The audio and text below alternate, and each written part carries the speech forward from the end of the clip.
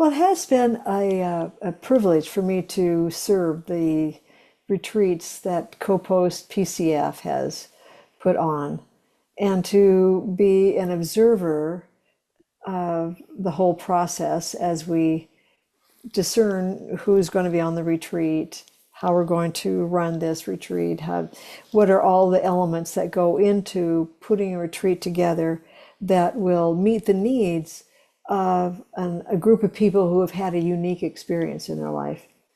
And fortunately, because we've had a really very seasoned retreat master, Jenny Curtis, who also has experience with people who have been incarcerated, that she understands that this will be an opportunity for them to have full agency on what the kind of retreat that they have.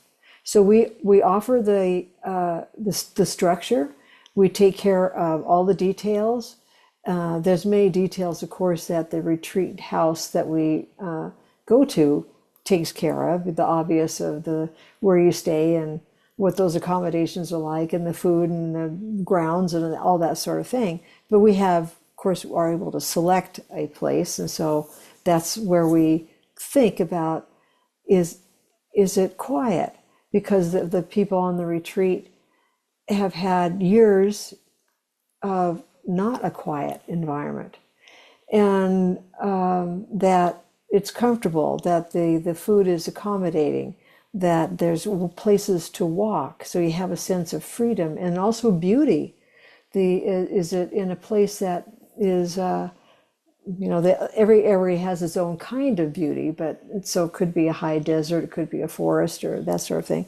It doesn't have to be a certain type, but that it is makes you kind of want to go outside and be with nature and the quiet and the bird noise and all of that. And then because we have these scheduled times for walks and talks, that it's about a half hour that they can sign up to that, and it's throughout the retreat, so they might be able to talk to more than one of us. They have an opportunity just to say how things are going. What's the experience like? Just the kind of, are you sleeping at night? How is the food settling with you? You go outside? But because of that safety, that openness, that being cared for in this environment in which can make the choice about, am I going to go to the videos today? Am I going to go to the body work or the yoga class on a certain time? On the day that we call a hermit day, where we don't show any videos, and so there's no talking at all. Do they want to pray in their room, or do they want to pray outside? Do they want to come into the room where we're meditating for all the schedule sits? So they have a sense of agency of how listening to themselves, listening to the spirit, and determining how this retreat is going to be for them. And because that amount of freedom is offered, most of the people show up for everything. And because of that, I think that they really open up at a deep level because of the amount of silence that they have, the amount of agency that they have, the amount of quiet that they're experiencing. They can really dig deep and open up. And so I hear how the experience is going for them. But sometimes there'll be someone on the retreat where you just kind of wonder, they do show up for the retreat, but they're a closed book. And then the last day of the retreat, either the night before or the morning of the last day, we have a final circle where, well, how did the retreat go for you? And that's where it just sort of blows my socks off when they find out, oh, there's been a lot going on in that person who's not, kind of looks like a closed book. You have no idea what's going on. And so there's this experience on the part of the retreatant that they learn to trust the spirit working within them in this container. One person might say, I realized I need to love myself first. It's kind of like how they tell you on the airplane when you're getting ready to take off, you put the oxygen mask on yourself first. And all kinds of revelations that have, or they have all kinds of things from the past that have come up that maybe they haven't dealt with, or they are all in the process of letting go because of the fact that it came up.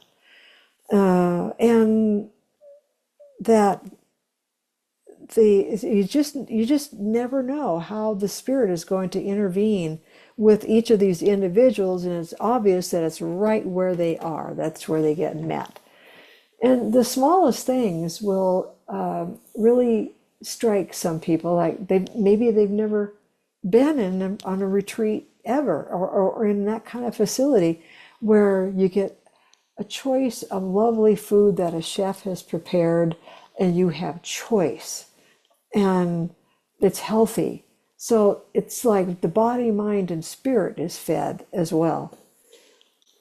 What they take away with them, I think, continues. And I saw it in particular on this last retreat, that this group, even though it's, we're silent for most of the time, that they really bonded. They wanted to meet once a month after that. It's like, okay, I got to put another meeting on my calendar. And they come to the meeting and they're just gushing as they see each other, like, oh, this is so great. It's just like the retreat. Uh, and there's the prayer and silence under that circumstance forms community. And it's a total mystery because nobody's talking. And that's how we think, well, how are you going to get to know somebody? Well, apparently it doesn't matter. There's something deeper going on. So I see the benefit of the retreat, and I'm just in awe of being able to be there and serve that retreat. And Thomas Keating talks about how the divine picks us up like a pencil when there's some work that needs to be done here, and writes with that pencil, and when that work is done, then they put the pencil down. And so it's like I've been picked up like a pencil, and to do this work and to witness it and to hold it and to do what I need to do there. And something happens to me too.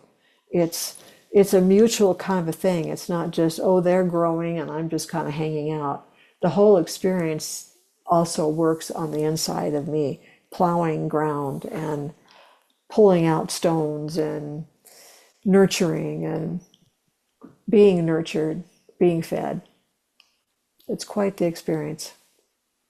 That's what I was going to ask you is what does it do? What do you take away? What do you get as a part of this experience for Rita? Not maybe just in working there and facilitating and holding space for our fellow humans, but like what are some of your personal experiences with your own nourishment from the retreat? Well, one of the things that uh, I really enjoy meeting people, and to meet people from various parts of the country who have had lives that are similar, dissimilar to my own, really kind of opens up my heart. And so that's probably one of the biggest things that fruits of that work for me is my heart has expanded and it's really freeing for me. I feel I can talk to anybody, and that's great. I feel comfortable with a wide range of people, and I think that's just been a huge gift for me to experience that common humanity. It's just rather than the division that you see in other parts of our society or in society in general. It's like, well, what do you do and where do you live and what's, all that kind of thing, and what kind of vacations do you take and what kind of car do you drive. It's like all that stuff, just clear those decks and we're people. And it's a really rich experience for me. So I come away from it, I'm tired and also energized by that experience. That's so beautiful. And I love what you said about it. And I believe the same thing is, it's really a symbiotic relationship between ourselves, our nervous systems, our like our bodies. Like we need that to survive, and we don't create those spaces enough in our day to day. Mm, So it just I really love mm. what you said at the end of the first part, where it was like how you receive the gifts as well through being part of it, and that was really beautiful. Oh, thank you.